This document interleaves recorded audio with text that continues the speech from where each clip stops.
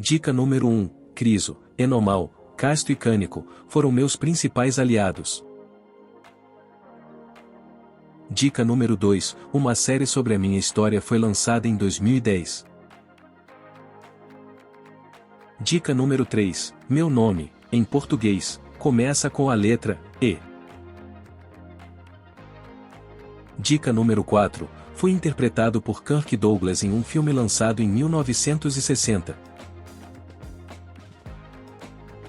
Dica número 5. Nasci na região da Trácia. Dica número 6. Fui traído por piratas. Dica número 7. Me refugiei no Monte Vesúvio por um tempo. Dica número 8. Nasci no ano 109 a.C. Dica número 9. Fui um gladiador. Dica número 10. Segundo Plutarco, eu fui um homem inteligente e culto, mais helênico do que bárbaro. Dica número 11. Derrotei as tropas de Caio Glabro, surpreendendo a todos. Dica número 12. Fui condenado à escravidão após ter desertado do exército romano. Dica número 13. Fui um dos grandes inimigos da República Romana.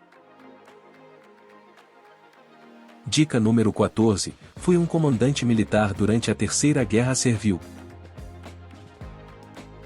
Dica número 15. Liderei uma rebelião de escravos. Dica número 16. Morri em batalha no ano 71 a.C.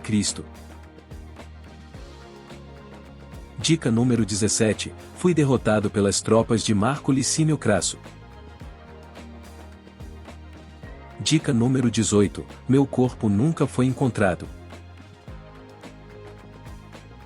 Dica número 19. O personagem Máximos foi parcialmente inspirado em mim. Dica número 20. Marx me citou como exemplo histórico da luta de classes entre oprimidos e opressores. E aí, acertou? Parabéns para quem palpitou, Espartaco. Espartaco foi um escravo e gladiador romano, que liderou uma das mais importantes revoltas de escravos da Roma antiga. Conhecida como Terceira Guerra Servil ou Guerra dos Gladiadores, foi a última rebelião de escravos contra a República Romana, ocorrida entre 73 a.C. e 71 a.C. De acordo com historiadores, esta revolta teve a participação de cerca de 70 mil escravos.